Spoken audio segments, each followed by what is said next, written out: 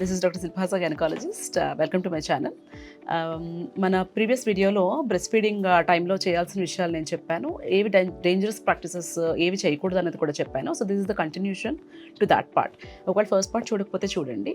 And ఈ పార్ట్లో కూడా నేను బ్రెస్ట్ ఫీడింగ్ కరెక్ట్ టెక్నిక్స్ ఏంటి, కరెక్ట్ పొజిషన్ ఏంటి, అండ్ ఎంత ఫాస్ట్గా ఇనిషియేట్ చేయాలి, ఏది చేస్తే మిల్క్ ప్రొడక్షన్ ఇంక్రీజ్ అవుతుంది, అండ్ ఏవి చేయకూడదు బ్రెస్ట్ ఫీడింగ్ టైంలో, ఇలాంటివి కొన్ని చెప్తాను. So let start.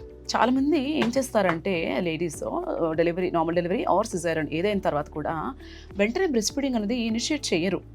అండ్ వాళ్ళ మదర్ కానీ హస్బెండ్ కానీ వీళ్ళు కూడా వాళ్ళకి బ్రెస్ట్ ఫీడ్ చేయమని ఇన్సిస్ట్ చేయకుండా నొప్పి వస్తుంది, ఎలా కూర్చుంటుంది, ఎలా పాల్పడుతుంది అంటారు. Okay, that is not right. మీరు ఎంత ఫాస్ట్గా బ్రెస్ట్ మిల్క్ ఇనిషియేట్ చేస్తే అంత బెటర్గా ఉంటుంది. అండ్ ఇనీషియల్ ఫ్యూ వీక్స్లో కనుక మీరు బ్రెస్ట్ ఫీడింగ్ గురించి ఫోకస్ చేయకుండా బ్రెస్ట్ మిల్క్ ఇవ్వడానికి ఎఫర్ట్ పెట్టకుండా ఉంటే కనుక తర్వాత కూడా మిల్క్ ప్రొడక్షన్ ఇంక్రీజ్ అవ్వడం అనేది very difficult. It's difficult to impossible. So ఏం చేసినా మీరు ఇనీషియల్ వీక్స్లోనే చెయ్యాలి. అది సిజేరియన్ అయినా కూడా మీరు పక్కకు తిరగగలగానే మీరు బ్రెస్ట్ ఫీడింగ్ స్టార్ట్ చేసేసేయాలి. అలాగే కూర్చోగలిగినప్పటి నుంచి every second and third hourly మీరు బ్రెస్ట్ ఫీడ్ చేయడానికి ట్రై చేయాలి. ఈ విషయంలో యాజ్ మదర్స్ మీరు ఇక్కడ ఈ వీడియో ఎవరన్నా పెద్దవాళ్ళు చూస్తున్నట్టయితే మీరు దీన్ని ఎంకరేజ్ చేయాలి. అంటే లేవాలి, పాలు పట్టాలి, ఈ ప్రాక్టీస్ని ఎంకరేజ్ చేయాలి. అంతేగాని మీరే ముందే అమ్మో మా పాప లేవలేదు, మా పాప కూర్చోలేదు అని అనకూడదు. ఓకే, హాస్పిటల్లో ఉన్నప్పుడే చక్కగా బ్రెస్ట్ ఫీడింగ్ అది ఇనిషియేట్ చేసేయాలి. అప్పుడు ఇంకొక అడ్వాంటేజ్ ఏంటంటే మీరు ఎప్పుడైతే ఇలా బ్రెస్ట్ ఫీడింగ్ అనేది స్టార్ట్ చేసేస్తారో హాస్పిటల్ స్టే అప్పుడే మీకు కరెక్ట్ పద్ధతిలో ల్యాచ్ చేయటం ఎలాగా, బేబీని హోల్డ్ చేయటం ఎలాగా అన్నది చెప్తాము. ఇది ఎందుకు ఇంపార్టెంట్ అంటే చాలామంది ఏంటి కంప్లైంట్ చేస్తారు, బాగా బ్యాక్ పెయిన్ వస్తుంది, ఈ షోల్డర్స్ అంతా పెయిన్ వచ్చేస్తుంది, అండ్ నిపుల్స్ పెయిన్ వస్తున్నాయి, నిపుల్స్ క్రాక్ వస్తుంది, బేబీ సక్ చేయట్లేదు, ఇలా చాలా రీజన్స్ చెప్తూ ఉంటారు. వీటన్నింటికి కామన్ రీజన్ ఒకటే, ఏంటంటే improper positioning of the baby. మీరు బేబీని సరిగ్గా హోల్డ్ చేయకపోయినా లేదా మీరు ఒక కంఫర్టబుల్ పొజిషన్లో కూర్చోకపోయినా కూడా ఈ ఇష్యూస్ అన్నీ కూడా మీరు ఫేస్ చేస్తూ ఉంటారు. ఓకే, సో దానికి సొల్యూషన్ ఏంటి? ఫస్ట్ మిమ్మల్ని మీరు కంఫర్టబుల్ పొజిషన్లో పెట్టుకోండి. బేబీని బ్రెస్ట్ ఫీడ్ చేయాలి కదా అని చెప్పి ఇలా బేబీని ఎత్తుకొని ఇలా వంగి ఫీడ్ చేశారనుకోండి, ఆ పొజిషన్లో ఒక హాఫ్ అన్ అవర్ 45 minutes ఇలాంటి ఒక అబ్నార్మల్ పొజిషన్లో ఉంటే ఆబ్వియస్లీ మీ మజిల్స్ అనేవి స్ట్రెయిన్ అవుతాయి, దానివల్ల పెయిన్ ఇవి ఇంక్రీజ్ అయిపోతాయి. ఓకే, సో మీరు కంఫర్టబుల్గా బెడ్ ఉంటే కనుక బ్యాక్ రెస్ట్ అనుకోండి, లేదా వెనక ఒక 2 పిల్లోస్ పెట్టుకొని కంఫర్టబుల్గా కూర్చోండి, అండ్ మఠం వేసుకోండి, ఆర్ కాళ్ళు స్ట్రైట్గా పెట్టుకొని ఒళ్ళో కూడా ఒక పిల్లో పెట్టుకోండి. మీ చేతి మీద ఇలా ఇక్కడ బేబీ రెస్ట్ అవ్వాలి. ఓకే, దీని మీద బేబీని పట్టుకొని బేబీకి కంఫర్టబుల్గా ఉండాలి, మీకు కంఫర్టబుల్గా ఉండాలి. ఆ పొజిషన్ ఉంది, అలా పట్టుకొని ఫీడ్ చేయండి.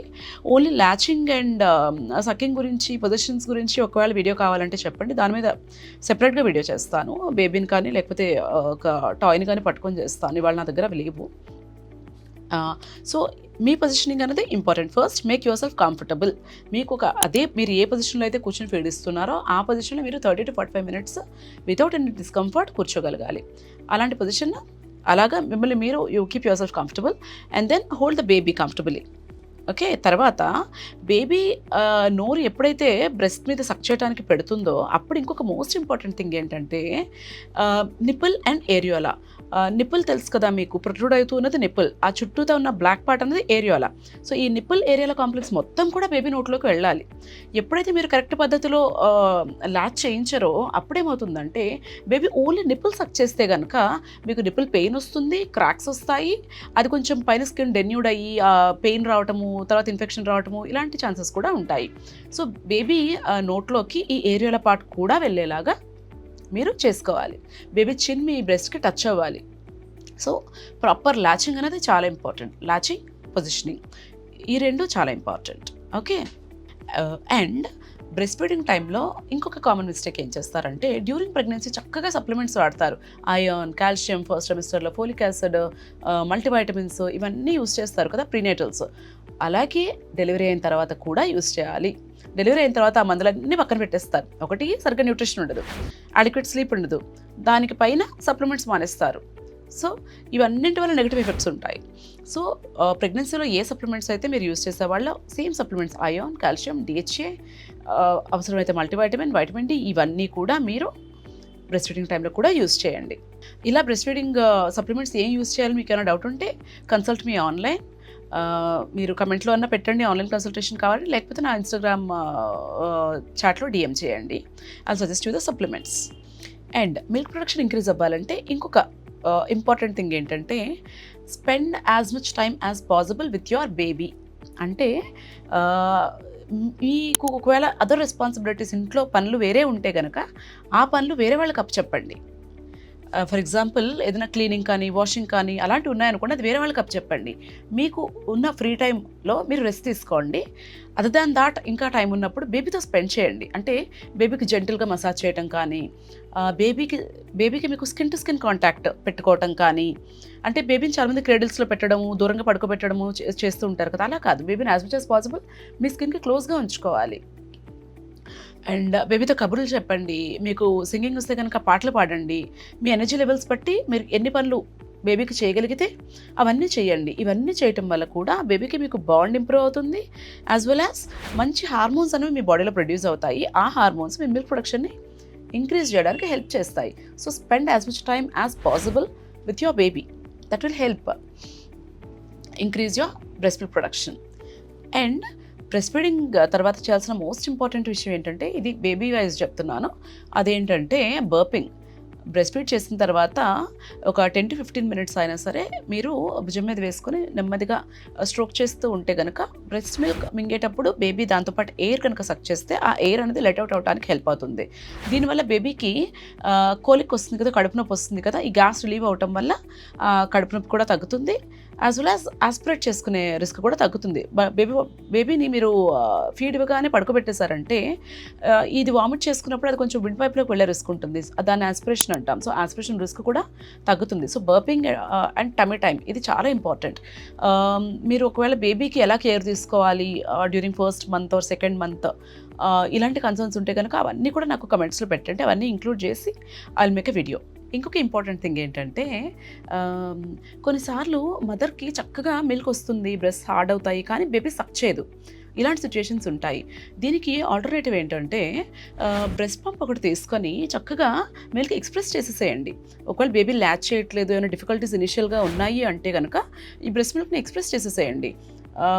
బ్రెస్ట్ పంప్లోంచి తీసేసి కలెక్ట్ చేసి అది మీరు స్టోర్ చేసుకోవచ్చు.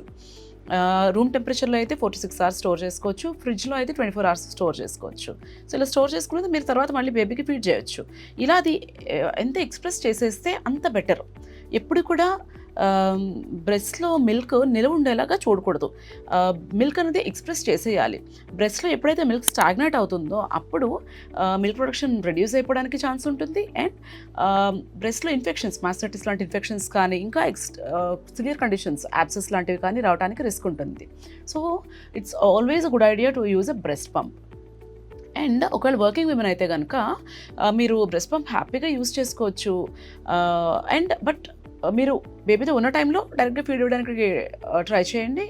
మీకు ఉండట్లేదు మీరు అనిపించినప్పుడు బ్రెస్ట్ పంప్ యూజ్ చేయండి, మిల్క్ కలెక్ట్ చేసి ఇవ్వండి. బ్రెస్ట్ పంప్ మీరు ఈ 2 సిచ్యుయేషన్స్లోనే వాడచ్చు. ఒకటి, బేబీ ఎప్పుడైతే సక్ చేయట్లేదో, ల్యాచ్ చేయట్లేదో అప్పుడు ఇవ్వచ్చు. Or when you're working women, when you have to stay away from the baby for long hours. ఈ 2 సిచ్యుయేషన్స్లోనే యూజ్ చేయండి. And there is one more condition ఏంటంటే, కొన్నిసార్లు నిప్పుల మీద క్రాక్స్ రావటం కానీ, బేబీ బైట్ చేయటం కానీ, ఇలాంటి సిచ్యుయేషన్స్లో తల్లికి డైరెక్ట్గా బేబీకి బ్రెస్ట్ ఫీడ్ చేయడం కూడా డిఫికల్ట్ అవుతుంటుంది. అలాంటి సిచ్యుయేషన్స్లో మీరు నిపుల్ షీల్డ్ యూజ్ చేయొచ్చు. ఆర్ ఎల్స్ బ్రెస్ట్ పంప్తో కూడా మిల్క్ ఎక్స్ప్రెస్ చేసి ఇవ్వచ్చు. So breast pump is also good. అంటే చాలామంది బ్రెస్ట్ పంప్ వాడితే మిల్క్ ప్రొడక్షన్ తగ్గిపోతుందేమో, ఆగిపోతుందేమో అని కూడా భయపడుతూ ఉంటారు. మీరు మిల్క్ బేబీ తాగకుండా మిల్క్ బ్రెస్ట్లో ఉన్నా కూడా మిల్క్ ప్రొడక్షన్ అనేది it will come down. So it's always a good idea to use a breast pump. So దాని గురించి ఏమి అప్రిహెన్షన్స్ అవసరం లేదు. అండ్ బ్రెస్ట్ ఫీడింగ్ టైంలో తీసుకోకూడని ఫుడ్స్ ఏంటి అంటే, ఒక కామన్ మిస్టేక్ మన వాళ్ళు ఏం చేస్తారంటే చాలా కాఫీ తాగిచ్చేస్తూ ఉంటారు. మార్నింగ్ ఒక ఇంత గ్లాస్ కాఫీ, ఈవినింగ్ మళ్ళీ ఇంత టంబ్లర్ కాఫీ. అంతంత కాఫీ తాగితే కెఫీన్ ఎక్కువ ఉంటుంది కదా, ఈ కెఫీన్ బ్రెస్ట్ మిల్క్లోంచి కూడా బేబీకి వెళ్తుంది. మీరు నోటీస్ చేస్తే మీరు ఎప్పుడైనా స్ట్రాంగ్ కాఫీ ఎక్కువ తాగేస్తారంటే నైట్ నిద్రపోవడానికి స్ట్రగుల్ అవుతూ ఉంటారు కదా. Same thing happens to the baby. నా బేబీ రాత్రంతా పడుకోదు, ఏంటో తెలీదు అని అంటూ ఉంటారు. అంత కాఫీ మీరు ఈవినింగ్ 4 o'clock 6 o'clock తాగితే బేబీకి ఎలా నిద్రపడుతుంది, మీకు ఎలా నిద్రపడుతుంది? సో కాఫీ ఆపేసేయండి. కాఫీ ఏమీ అమృతం కాదు. కాఫీ తాగేస్తే కుట్లు ఎండిపోతాయి అనుకుంటూ ఉంటారు. That is wrong, that is baseless. Coffee తాగటం వల్ల కుట్లు ఎండిపోవడం అంటూ ఏమీ ఉండదు. అలా అయితే యాంటీబయాటిక్స్ అన్నీ మానేయచ్చు కదా, ఓన్లీ కాఫీ తాగి ఇంట్లో కూర్చోవచ్చు కదా. That is not right. Coffee మీకు అలవాటు ఉంటే తాగండి, only 1 or 2 small cups A day. అంతేకాని అది తాగటం మంచిది అని మీకు ఇష్టం ఉన్నా లేకపోయినా గ్లాసులు కాఫీ మాత్రం తీసుకోకండి, అది మంచిది కాదు. And obviously you should not consume alcohol when you're breastfeeding. So these are some tips for women who are breastfeeding their babies. So I hope this information is useful to you all. If you like this video, please like, share and subscribe to my channel. Thank you. And ఇంకా మీకు ఏమైనా doubts ఉంటే కనుక అది కమెంట్స్లో పెట్టండి. I'll make another video third part లాగా చేస్తాను మీ కమెంట్స్లో ఉన్న క్వెరీస్తో. Thank you.